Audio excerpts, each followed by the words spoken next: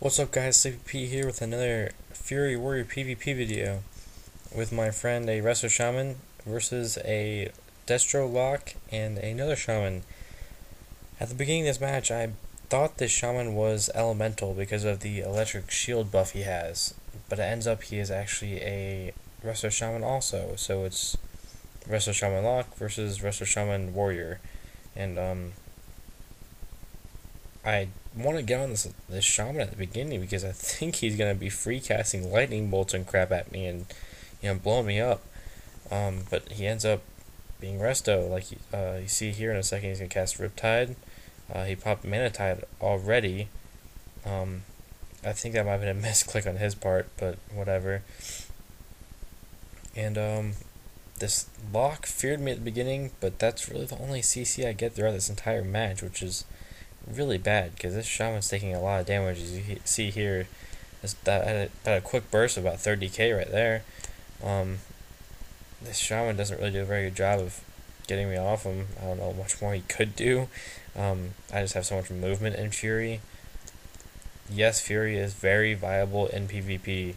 Everyone's like, "Oh, you're not arms. There's no way you can do PvP. Arms is PvE only." No, as you see here, I'm doing completely fine in Fury. I'm also pulling out insane crits. Look at that. Crits up the ass. But yeah, right here I'm just trying to basically this shaman. And I find out that he is going because he's about to pop his mana tide again for the second time in this match. He's at about 40k mana. My shaman's about almost 60, 55k. So we're definitely winning the mana war. And he puts an Earthbind up. I pummel the greater healing wave, and it's a big tip when you're trying to fight the mana match. You don't want to interrupt the healing surges and the inefficient heals like flash heal, but you do want to interrupt the greater heals and the mid heals, which is his healing wave. Mostly because they're so efficient that he's actually gaining mana back by using them if he has a decent amount of gear. But yeah, let the healing surges stuff go. As you see, my shaman's at about 50k. He's at 20k now, and it's because I'm not hitting those healing surges, and he's basically throwing away tons of mana.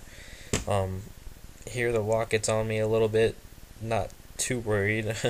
Doesn't do much damage at all. He pops his mana tide here, and I go over and I whack it once, take it out. This lock does a decent job slowing me down trying to get to it, but I end up getting to it anyways. And the shaman does a really big mistake here and gets really out of position. Look how far away from the lock he is. So I get on this lock because this shaman's not going to be able to get any heals on him, but this lock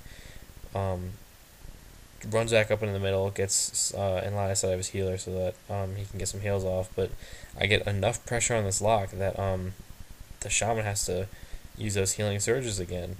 And now that shaman is completely He has under 10k mana, and that to me is basically a win.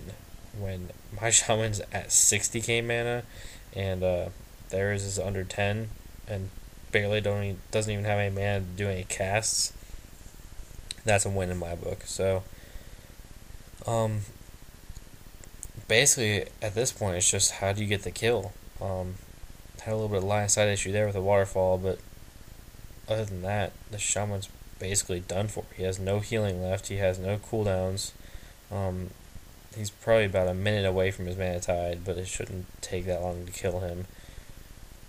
I get a little bit of appeal here by the lock.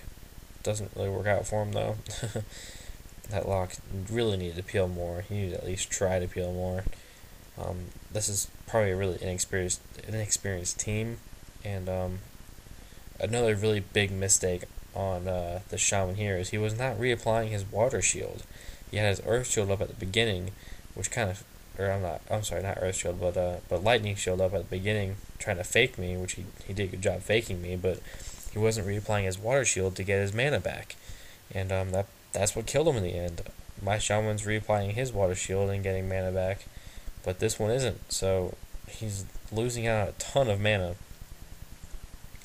Here I'll pop Recklessness, get some good crits on him, basically just trying to finish him off. I just can't get him down though. I'm kind of scrubbing it up, noobing it up, whatever you want to call it. But I eventually get the job done. So here I get a fear, but I just trinket that. I'm so glad they moved the cooldown from our racial down to 2 minutes. Man, I don't know why they would even put 3 minutes in the beginning, but whatever. I guess it's because we get to have an extra, basically DPS trinket for me. But finally, the shaman goes down, and now I get on this lock, and this lock's pretty much done for. There's nothing he can do. There's no way he's gonna 2v1 us if he's had all this time to kill us, and he hasn't done so yet. So again, this is Sleepy Pete with TGN.TV.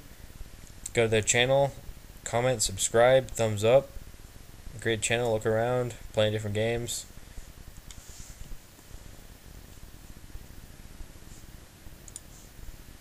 So guys, that's the end of this video with Fury Warrior PvP.